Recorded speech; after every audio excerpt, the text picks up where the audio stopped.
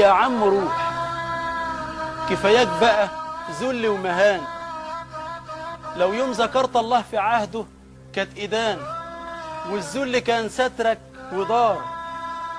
فطرنا كان هو غدانا وكان عشان، عيشتنا كانت والله فقر وسد خان. ولسه جاي بتقول مبارك، حسبي الله في اختيار. يا عم روح، كفاياك بقى كذب وخيان.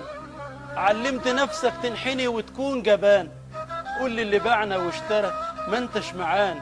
ابعد بعيد، ابعد بعيد عن وشنا وارحل بعارك. اصلك ما شفتش واخده في ايديها البنات، بتمد ايدها في الزباله تجيب حاجات. الله.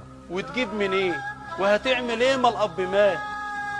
مش عايزه تشحت او تقول لحد هات.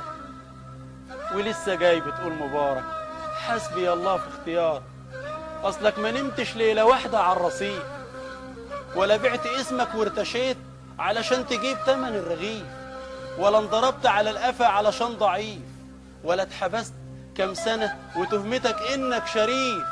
ولسه جاي بتقول مبارك، حسبي الله في اختيار. اصلك ما شفتش اللي شفته بعيني بيشرب من المجاري، وصاحبنا نايم في القصور ولا هو داري. بيبيع في مصر واهلها وابنه اللي شاري، باع المصانع والاراضي والكباري. ولسه جاي بتقول مبارك، حسبي الله في اختيار. 30 سنة الشعب فيهم كان غريب، سرطان وجهل وخصخصة وفساد جريء، إهمال وفوضى والخراب طال كل شيء. ولو همست تتنفي ولا حد يعرف لك طريق. ولسه جاي بتقول مبارك، حسبي الله في اختيار. 30 سنة لابسين في أفواهنا الكمام، نسينا فيهم يعني إيه كلمة كرام.